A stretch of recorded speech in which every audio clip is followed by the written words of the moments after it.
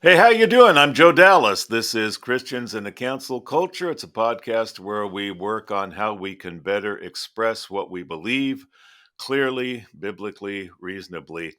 Uh, you ever get those back against the wall moments? I don't care for them, but I think you know what I mean. Back against the wall means you're on the spot. You got to say something, and you're not going to be able to duck out of it.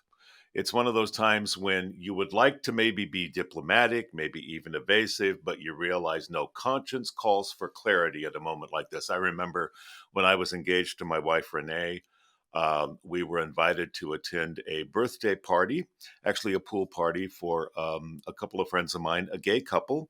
It had been a few years since I had left the gay community. Renee and I had met. We were by then engaged. And these friends knew that as a Christian, I had rejected homosexuality. I was now walking a different life, and they respected that, though they didn't agree. And we had a pretty good relationship. So they invited Renee and I to their birthday party. No problem. Sounded great. We went. We were having a very nice time until one individual who'd had a little bit too much to drink came up to me and said, "What are you two doing here? Are you gay? Are you straight? Where are you?" And oh boy, it got quiet. I mean, even the disco music seemed to be whispering by then. It just got whoa. Um, and all eyes turned to Renee and I realized there is no evasive way to get out of this. So I just had to lay it all out. Well, I knew the names of our host because we were friends years ago. And no, I'm not gay, but I did identify as gay. And I realized for spiritual reasons as a Christian, I couldn't continue to live that out. And by then I thought, oh, Lord bless me, I would have made a good husband, but I think they're about to drown me. But it didn't play out that way at all. We actually had a very good conversation. It doesn't always play out that way. But the point is, it was a back against the wall moment, you know? On a much more serious note, Shadrach, Meshach, and Abednego, they had the back against the wall moment when Nebuchadnezzar said, "When you hear the music, bow to this God, or else you're a dead man." And they said, "Well, then we're dead men. We're not going to do it." Backs against the wall.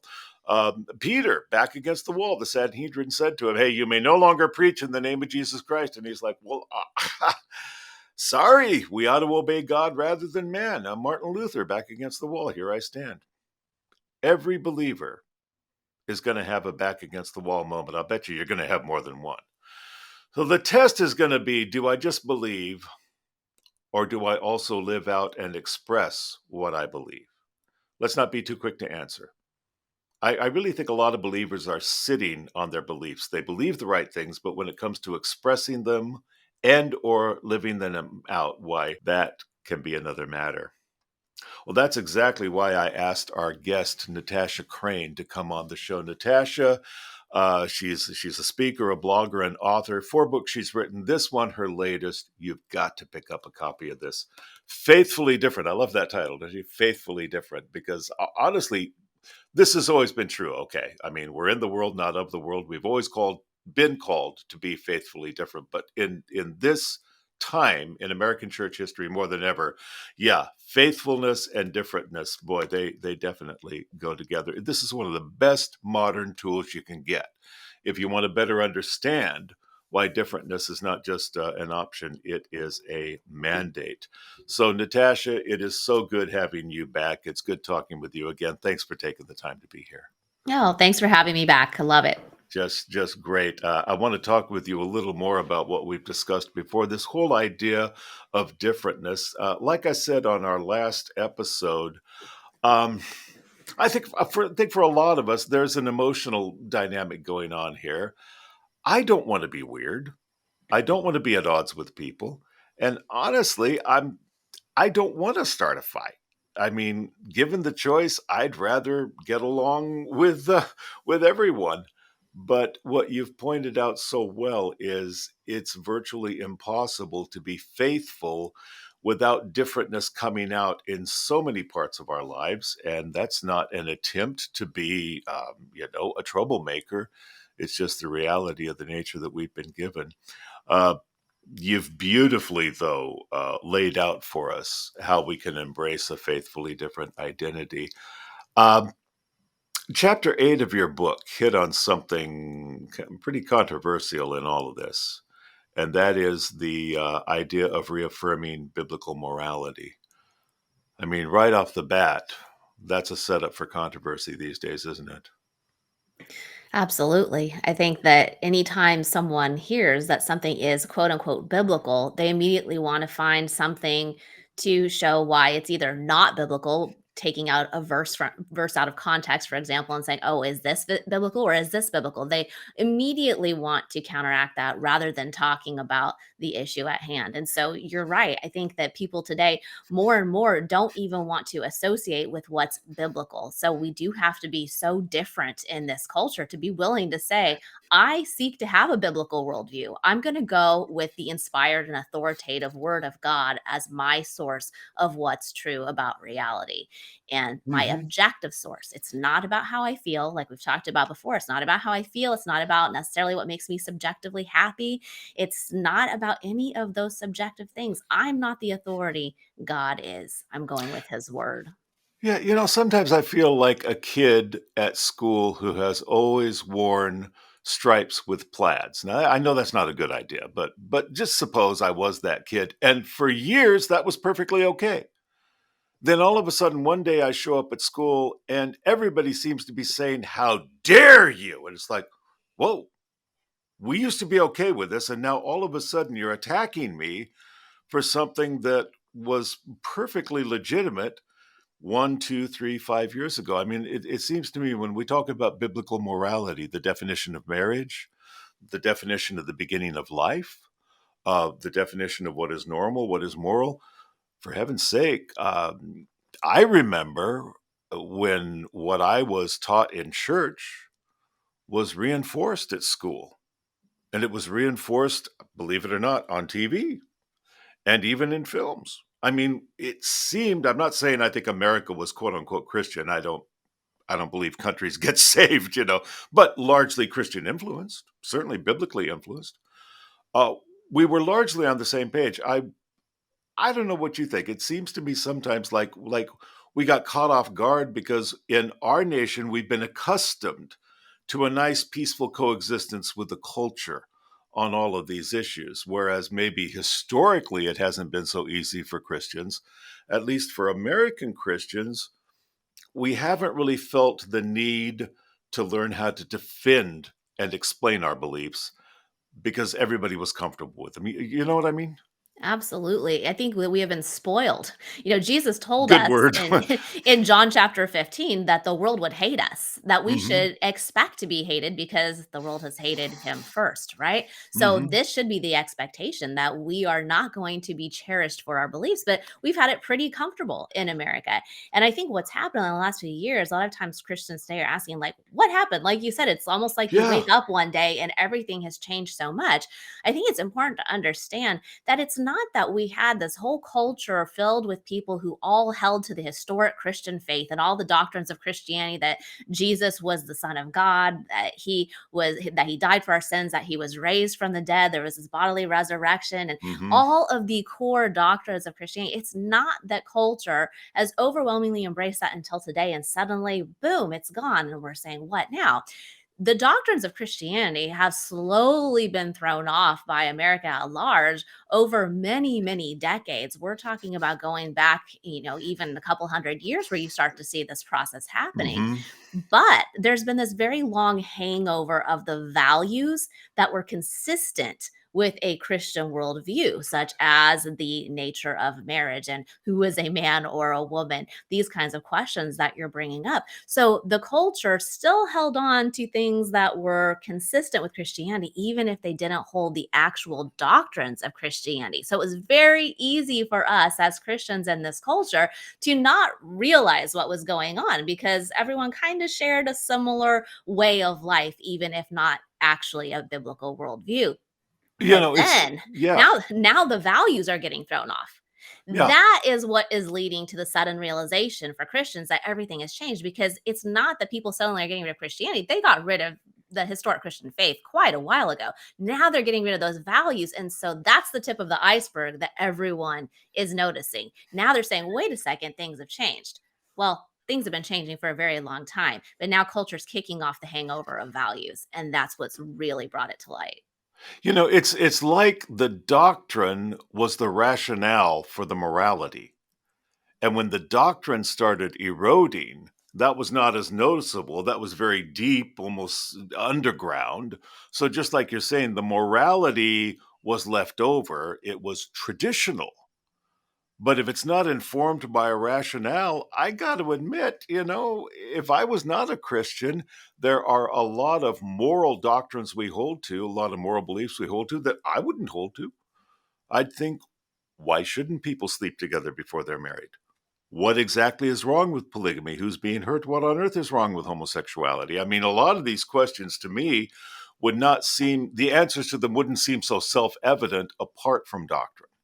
So, yeah, the way you're describing it does make sense of the whole decline we've been seeing. That sucker started a long time ago and was not nearly as noticeable, but now we're getting the manifestation of what's been going on for a long time. That makes perfect sense.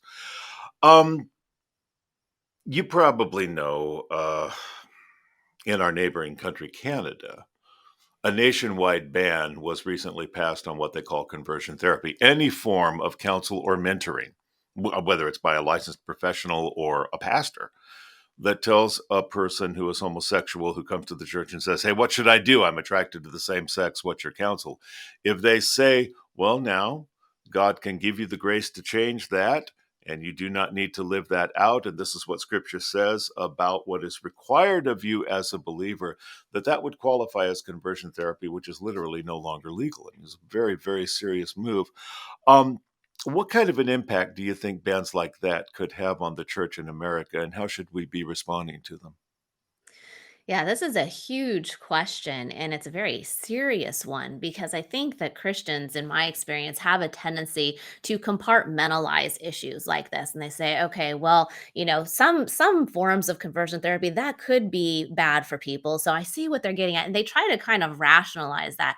But I Hmm. think we have to step back and see the bigger picture here because if you read all of the publicity, the media, everything that was around the conversion therapy ban, what you hear over and over from the politicians, from the people who were involved in passing this, is that this kind of therapy in any form, in any way, shape, or form, is harmful to Hmm. people.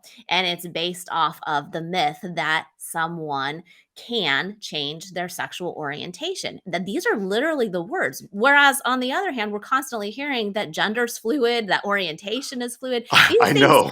these things That's where I cannot be feel like I'm true. going crazy. Right, these things cannot be true at the same time, right? And so Yeah.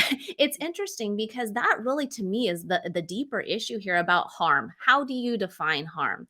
Yeah. And that is what is going to be affecting churches on many different levels, many different manifestations. The world's definition of harm is based on how someone feels in response to something that is said or done. There's no objective basis for defining it. But for Christians, we should be defining what's harmful or beneficial to people based on God's objective standards.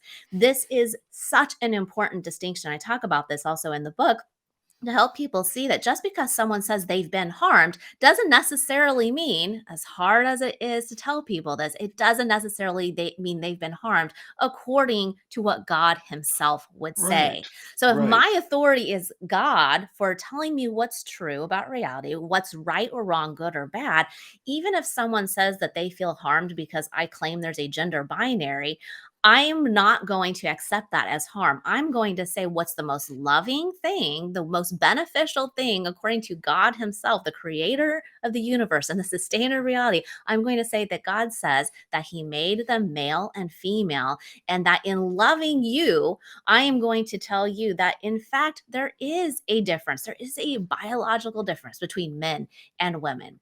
So, whether you're talking about conversion therapy or you're talking Hmm. about any of the other issues that we see as being so popular today and such hot topics, in any case, we have to get it clear in our head. What does it mean to harm someone? What does it not mean to harm someone? And pastors have to gain clarity around this subject and help to teach congregations to lead the flock in this way and help them understand people are going to tell you that you're harming them when you share God's truth. That doesn't necessarily mean that you are.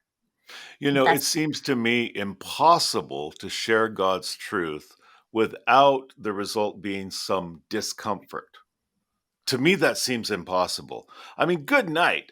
First of all, I read the Bible daily, and I got to tell you, plenty of times I feel discomfort when I read the Bible. I love the book, I don't like the discomfort. But the discomfort is always speaking to something in me that needs to be looked at that I would rather not look at. And yet, good heavens, if Peter had held to that standard that I must not say anything to make people uncomfortable, Pentecost would have been a waste of time. Heaven's sake, he preached a very confrontive sermon, and it's interesting to me that the way Luke describes the hearer's response, they were cut to the heart. There was like a piercing of their souls, which led them to ask that critical question. Okay, so what do I do? Now, I completely agree. If on many of these issues, homosexuality, transgender, abortion, I think some terrible things have been done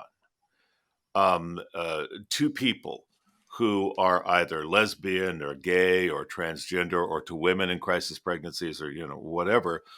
Some terrible things have been said to them, and absolutely, I mean, I remember when beating up a so-called queer was a sign of manhood. I mean, that's how prejudiced the times were when I was a boy. So I get it. I mean, I know that there has been such a thing as mistreatment, but just as you're saying, the fact that I'm hearing something that makes me uncomfortable, it does not prove that I have been harmed. Even if the thing I am hearing is something I still ultimately reject, there is no way for me to live in a world of any communication whatsoever without at times hearing something which makes me uncomfortable. And of course, as stewards of truth, we have to admit discomfort often is what produces life. I mean, it is not like you and I think, oh, let's go out and make people uncomfortable. And yeah. But the fact is, if you're going to say there is a God, there is truth, and the way we are naturally inclined is not according to his truth, which is why we need to be saved. Like you were saying, I mean, the gospel ain't no compliment. It's a wonderful message, but it's basically a statement that we're not good enough to make it on our own. So discomfort seems to me is like it's going to be a part of the package, which leads to the concept of justice. I mean, you talk in your book about, I think it's chapter 9, revitalizing the call to biblical justice. Now, it seems to me like social justice, or the concept of justice, it's been taken and run with by people who hold up a stand for justice, saying that we all have to be living up to that, and if we don't, we're the heretics. But right now, we're in the middle of we're tearing each other apart over the abortion issue. I mean, we're just tearing each other apart over it.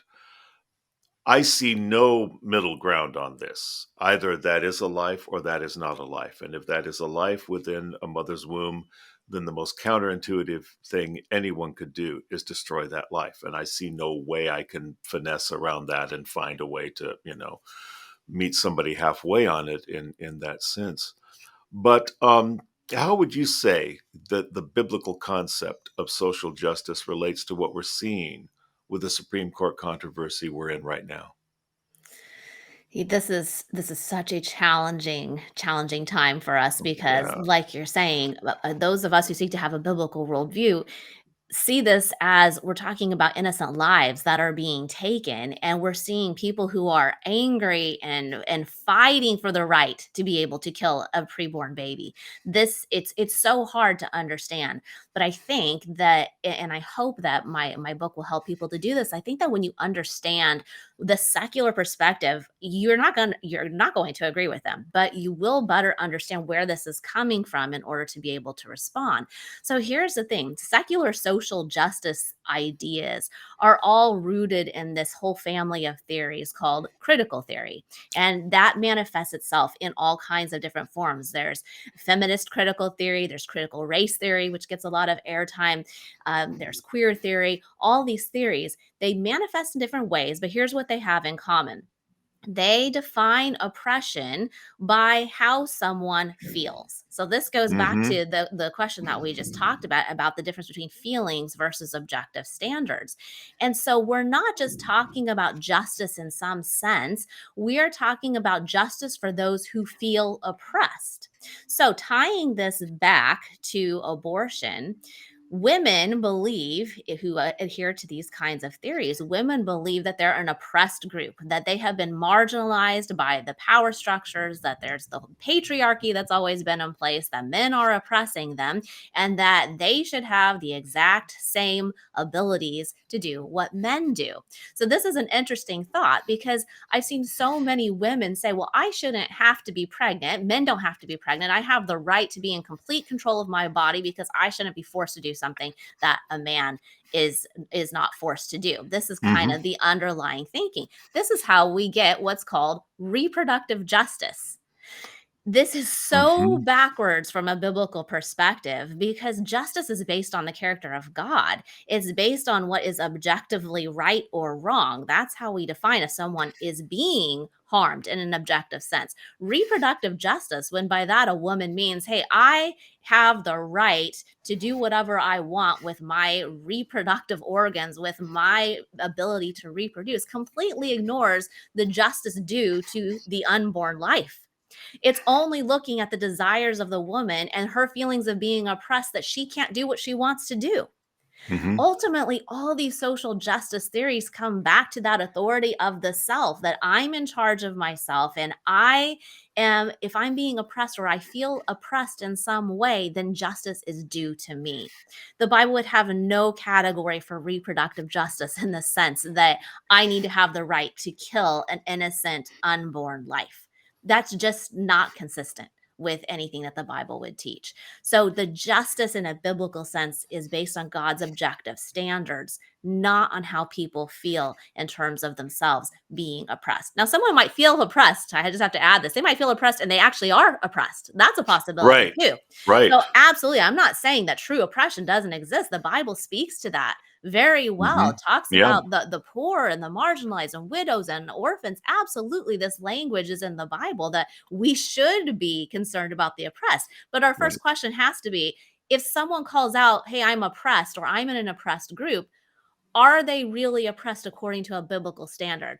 I'm not going Hmm. to fight for reproductive justice just because someone says this is a justice matter and I feel oppressed. That is completely opposed to God's standards to murder an innocent person, no matter whether that baby is on the inside of the womb or out.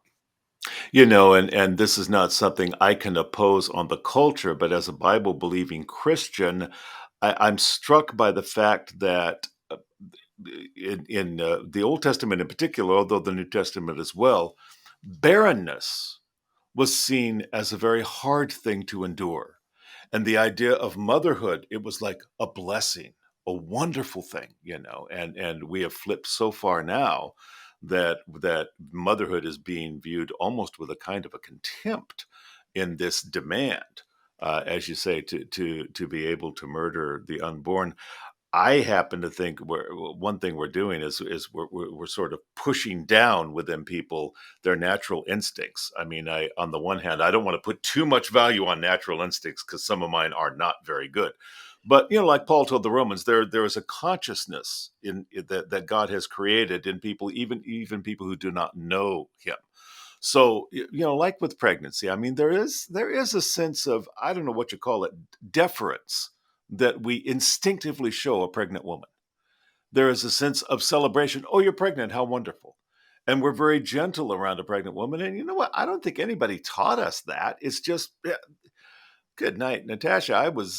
I had a bird that was building a nest in one of my eaves at my house, and I saw all the twigs and stuff there, and I thought, oh, what a mess! I'm going to clean that out. And I got out the hose, and I was ready to squirt it down, and then I saw what it was, and the mother was in there looking at me, and you could see the terror in her eyes, like, please don't kill my babies. And oh, and I'm not a nice guy, especially about my house. But I looked at that and it was like, hey, no problem, mom. Just take your time and I'll leave you alone or whatever. And that's not, because I had this great spiritual revelation. That's normal instinct. You don't want to kill life. And that's how natural I think that is. So I guess that speaks to the times too. Um, you've also, I mean, in your book, you hit on a lot of these topics very eloquently. Where you got personal, I thought was interesting, was on the topic of white fragility. You talked about how you were accused of racism and either white frailness or white fragility. And I think that was a reference to the book that was so popular. I think that was also called White Fragility, wasn't it? Or White Frailty. Um, and that it hurt, and that according to the person who had written to you, you needed to be educated out of your position on critical race theory, which you've brought up as one of the offshoots of critical theory. Um, there are even Christians who are now at least giving lip service to CRT and saying critical race theory, we need to learn it, we need to understand it, we need to hear its claims. In general, how and why would you say it is not harmonious, critical race theory, with a biblical worldview of justice? It's a very complex question, Yeah. obviously, and I spend only one chapter in the book talking about it, but I outlined 3 questions there that I think really illuminate the differences, between a critical race theory view or any critical theory view really in all these manifestations versus the biblical worldview. The first one is, what is the problem with where we are? So everyone looks around and says, "Yes, there are problems. There are problems with racism today." Hmm. Absolutely. Right. Basically everyone would acknowledge that, but the question is, what's the reason for that? And as a starting point for discussion, I think it's so important to understand a biblical worldview is going to say the reason for that is sin, that Hmm. individuals are sinful. There's no doubt about it. We have a sin nature, and that can lead us to have the wrong ideas about other people. Absolutely, sin.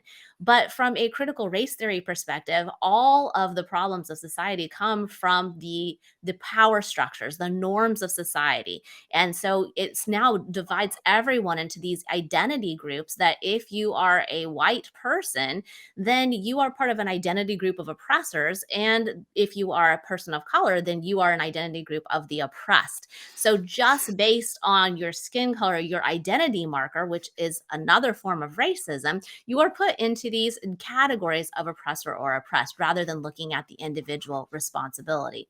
And so that's not to say systemic racism has never existed. Obviously, slavery is an example of Right. systemic racism. Yes, that Right. that has been a reality, and we can absolutely talk about, are there issues like that today? Are there areas that we should be working toward? But just because you agree that racism exists and that there can be issues with systemic racism does not mean that you need to buy into all of critical race theory saying that it's all about oppressors and the oppressed and identity groups. This is not a biblical concept.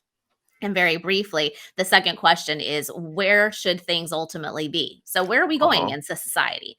From a Uh-huh. Good. biblical perspective, we're not seeking a utopia. We know that sin will always be a problem. We know that things will not be made right until the end of time. That doesn't excuse us from doing our work now to do what we can to alleviate the pains and sufferings of the world.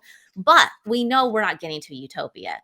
Whereas critical race theorists tend to see a utopia as a real possibility as long as you just Right. overturn those social structures in Right. society and have this revolution where we're no longer going to have the people in power who have been in power, who have been the status quo, who have led to all of these problems. Once we get rid of them, Hmm. everything's going to be great. That's sort of the idea. And then the third question is, how do we best get from where we are to where we want to be? And obviously, if your Hmm. answers to the first 2 questions differ about why we are where we are and where we're trying to get, you're going to have vastly different answers about how to get from Hmm. point A to Hmm. point B. Hmm. So that's just a brief overview. It's a very complex subject, but I think Christians really do need to understand this is a very different idea of reality and the problems in society than what the Bible would teach.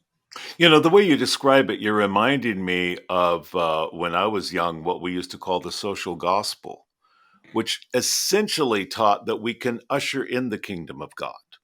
If we will strive towards justice, we will strive towards harmony. And, I'd have to say then by the time I became a teenager, that evolved into us bringing in the age of Aquarius. We are going to create harmony. We're going to create a utopia. And in a way, all of that is reminiscent of the zealots in Jesus' time who said, we're going to overthrow Rome and we're going to usher in the kingdom of God and have our theocracy intact and so forth. And Jesus was saying, it ain't going to happen in this world the way it is. As long as there's sin, there can't be a utopia. That's a critical point.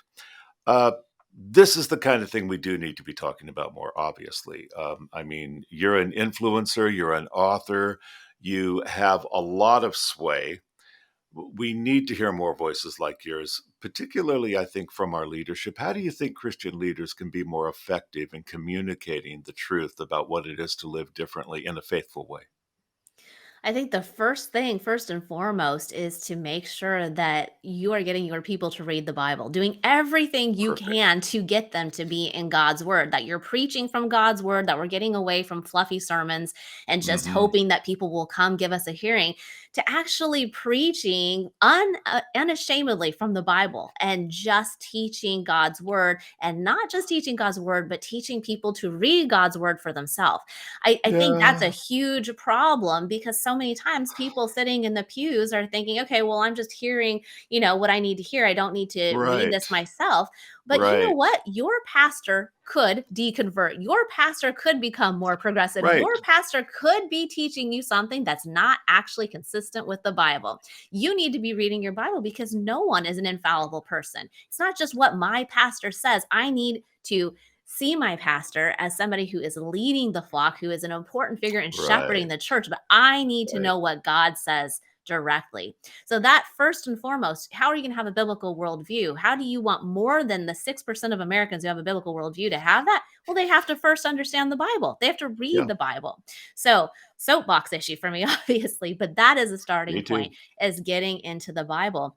But then, second, and I do think that this is really important, we can't leave people there to just kind of like think about the Bible on their own without trying to help them make connections. Because there are a lot of people who, if they're going to read the Bible, maybe they're just reading a verse here or there, or maybe they're just going to, the most popular passage that they hear about in culture, and they go and read that. They're not necessarily studying the Bible in its full context. So just because someone is studying some aspect of the Bible doesn't mean that they see how to make the connections between their Bible study and what's going on in culture.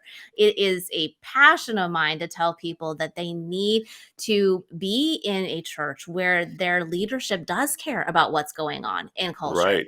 It has to start with the Bible, but how do we connect that? And I wish so much that more pastors were connecting God's truth to what that means to be salt and light in culture. How do we engage? What does God's truth mean for abortion? What does God's truth mean for all these new laws that are being placed on society? What does God's truth mean for conversion therapy bans that we're talking about in Canada, and that will be talked about here? How do you make the connections? I love that there are so many churches who do a great job of teaching the word of God. And like I said, that has to be the starting point. But I do think it's so important when we are a tiny worldview minority confronted constantly by secularism and hostile secularism, that we have pastors who are showing us how to now take God's word from our hearts and our hands and our minds and apply Right. it to the truth in culture. So those are the two things to me. It's God's Oh word my and gosh. how do you Yeah. make the connection to culture. And I'm working so hard to be nice and professional as I'm listening to you say all of this when I'm wanting to go, yes, this is so critical. I mean, my gosh. I will go either to the rapture or to my grave, blessing God for Pastor Chuck Smith at Calvary Chapel. When I was a kid, we got expository teaching and we couldn't get enough of it. I mean, this is what really fries me when I hear leaders talk about, well, kids don't have much of an attention span, and we have to have things that are kind of cool and do a little of this, a little of that. We can't just teach them the Bible. We were a bunch of burned out former hippies. I mean, most of us, candidly, have been taking a ton of LSD, among other chemicals that didn't belong in our bodies. We sat there 1.5 hour stretches listening to him break down the Word of God verse by verse. In doing so, he gave us a foundation through which we could view all of life. It was the grounding that I could not get away from. What brought me back to truth was that nagging realization of what I had been taught. I'm with you 500%. It is one of the greatest things leaders can do is ground their people in the Word of God. Absolutely critical. Absolutely critical. Well, you have also helped ground people in the word and in a very relevant, clear way of applying the word to what we are facing. If you have not yet picked up a copy of Faithfully Different, it is critical that you do so. You need this both for your own insight and for the ability to converse and to communicate on these subjects. Natasha, what's the best way to reach you if people want to find either your blog, pick up a copy of the book, or contact you about speaking? My website is natashacrain.com, and the Crain is spelled Crain, just to be clear there. And you can find my blog, my podcast. It's called the Natasha Crain Podcast, and information on my books. And the book is available most places where books are sold. That's terrific. Thank you so much for taking the time to be here. I hope we can work together again soon. You're an important voice. Thank you for all you're doing, Natasha. Thank you so much for having me. And hey, thank you for taking the time to be with us today. We're with you every Friday. If you've not yet subscribed to this podcast, won't you take a minute to do so? Hit that bell. Let me know that you subscribed by saying so in the comment section so that I can thank you personally and keep you appraised of future projects we've got coming up. If you have not yet picked up a copy of my book, the book this podcast is based on, it's called Christians in a Cancel Culture through Harvest House Publishing. It equips the average believer to be able to discuss abortion, homosexuality, transgender, racism, and progressive Christianity. 5, I believe, of the top hot button issues we're challenged to articulate a biblical worldview on. And if you want to partner with us so we can go on providing free content, why just go to joedallas.com/giving, joedallas.com/giving. We'd love to have you as a partner in this ministry. Well, this is Christians in a Cancel Culture. We're with you every Friday. I'll be seeing you next week. Meanwhile, let's keep in mind what Paul told Timothy about what the servant of the Lord is required to do. What he's not supposed to do is strive. The servant of the Lord must not strive, but be gentle to all, apt to teach. Let's be eager to teach. Patient, good grief, yes. In meekness, right attitude, instructing those who oppose themselves. By the way, interesting point. Those who continue to sin oppose themselves. They think they're gratifying themselves. They're actually not acting in their own interest. If perhaps God will grant them repentance according to the knowledge of the truth. 2 Timothy 2:24-25. Let's keep that in mind, okay? You got to have the right stand, but when it comes to truth, it is not just where you stand, it is also how you stand. Great being with you. See you next week. God bless.